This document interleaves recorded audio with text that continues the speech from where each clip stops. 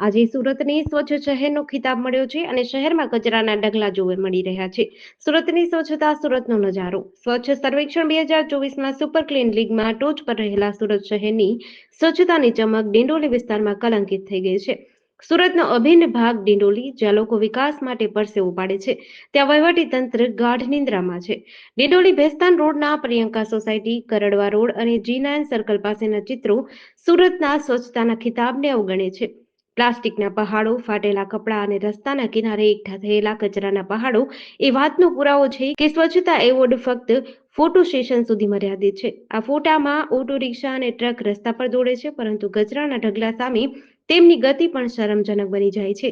શું આ એ જ ચહેરો છે જેને રાષ્ટ્રપતિએ કવચ સોંપ્યું હતું, કે પછી સ્વચ્છતા બેજ ફક્ત શહેરના ચમકતા ચહેરાઓ માટે છે? ડિંડોલીના રહેવાસીઓ વિકાસમાં યોગદાન આપી રહ્યા છે, પરંતુ વહીવટ માટે આ વિસ્તાર કદાચ અંધારામાં છે.